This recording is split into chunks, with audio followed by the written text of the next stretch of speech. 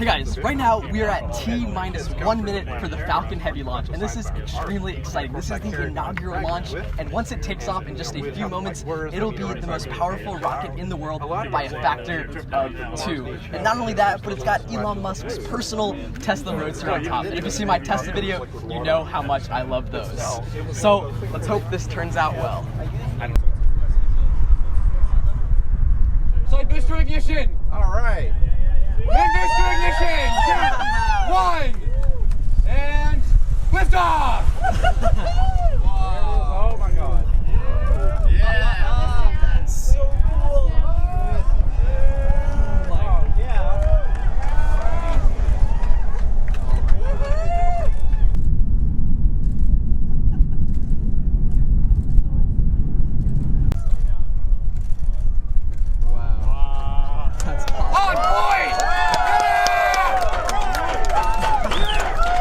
Now that launch was incredible, and I absolutely love what SpaceX is doing.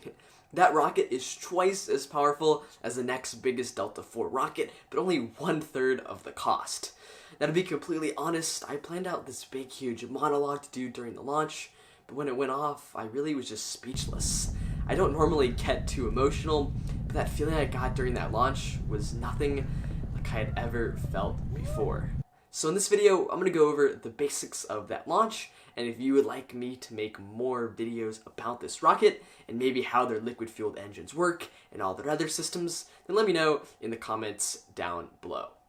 So SpaceX has been operating the Falcon 9 rocket since 2010, and at its core, this rocket is just 3 of those Falcon 9 rockets strapped together.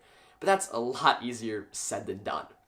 Each of these cores has 9 Merlin engines, which makes for a total of 27 engines, putting out over 5 million pounds of thrust, which is insane.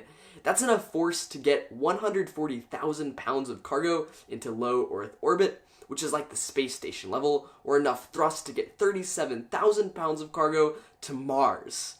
And I think the way that SpaceX does this is super cool. The 2 outside cores act as boosters, so once a rocket takes off, that center core is throttled down. And after about 2 minutes, these boosters separate from the main engine, and both of them landed safely. One super cool thing was hearing the sonic booms as the boosters re-entered the atmosphere. I was about 18 miles away from the landing site, so it took almost a minute and a half for those sonic booms to reach us. Now, a little over 3 minutes after the launch, the second stage engine starts and the fairing around that payload separates. The fairing is that nose cone that protects the cargo and makes the rocket a lot more aerodynamic. But in the vacuum of space, you don't have to worry about aerodynamics or friction from the spacecraft hitting air because, well, there is no air in the vacuum of space. Now, the payload on this launch was Elon Musk's personal Tesla Roadster with everybody's favorite dummy, Starman. A lot of people think that this is stupid, but I think it's literally the coolest thing ever. This Tesla is now on an orbit around the solar system that will take it past Mars and into the asteroid belt for the rest of eternity. Now, if you see my Tesla video, you know that I'm a little bit biased, but typically these tests would just have concrete blocks to act as the payload. So instead of just sending some concrete blocks, they sent what is now the fastest car ever by an incredible margin.